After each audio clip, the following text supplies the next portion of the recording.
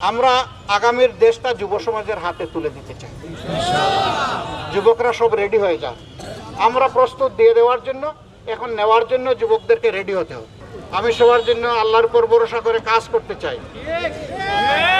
আমি ওই পুরানো রাজ্যের পোছা রাজনীতি আমি করতে চাই না। আমি ওই রাজনীতি চাই যেই রাজনীতি প্রত্যেকটা শিশুকে মানুষ হিসাবে বিকশিত হতে দায়িত্ব নেবে এবং এমন একটা দেশ হবে যে দেশে সবাই সবাইকে সম্মান করে, সন্ত্রাস থাকবে না, চাঁদাবাজি থাকবে না, লুটপাট থাকবে না, বিভিন্ন ধরনের মানুষের পকেট কাটার এই ব্যবস্থা থাকবে না, দুর্নীতি থাকবে না, অবিচার থাকবে না। এই সবগুলোকে মাটির সাথে মিশিয়ে দিতে হবে। এগুলা যতদিন পর্যন্ত উকিঝুঁকি মারবে এই সমাজে কখনো শান্তি আসবে না।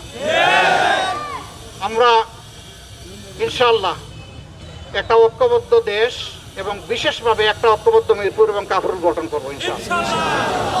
এই জায়গায় সন্ত্রাস, অস্ত্রবাজি, মাদকের সুবলে আমাদের সন্তানদেরকে পরিকল্পিতভাবে ধ্বংস করার যে ব্যবস্থা করা হয়েছে ওই পরিকল্পনাটাকেই আমরা ধ্বংস করে দেবো। এই সবগুলো আমাদের সন্তান, এগুলাকে বুকে টেনে নেব। এদের সংশোধন প্রয়োজন, এদেরকে আলোকিত রাস্তা দেখানো দরকার। এরা নিজের পরিবারের জন্য মুখ উজ্জ্বল করবে, জাতিরও মুখ উজ্জ্বল করবে ইনশাআল্লাহ। কারণ যুব সমাজকে পরিকল্পিতভাবে ধ্বংস করা হচ্ছে, অথচ এই যুব সমাজই একটা দেশ গড়ে দেয়। আমরা আগামীর দেশটা যুব সমাজের হাতে তুলে দিতে চাই। যুবকরা সব রেডি হয়ে যান, আমরা প্রস্তুত দিয়ে দেওয়ার জন্য, এখন নেওয়ার জন্য যুবকদেরকে রেডি হতে হবে। আর এইখানে গরিব আর ধনীর, আকাশ আর পাতাল, এই দুইটার ব্যবধান তাও আমরা মানব না। ইনশাআল্লাহ সবাইকে সম্মানের জায়গায় এনে আমরা দাঁড় করাতে চাই।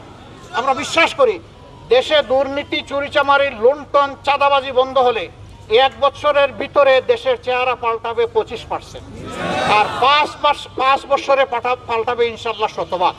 এটা আমরা কনফিডেন্ট এবং আমরা আল্লাহর উপর ভরসা রাখি। আপনাদেরকে সাথে নিয়েই সেই স্বপ্নের বাংলাদেশ আমরা গড়ব ইনশাআল্লাহ। দোয়া করবেন সবার জন্যে, আমরা যেন একটু কাজ করতে পারি। আল্লাহ যেন আমাদেরকে কবুল করেন।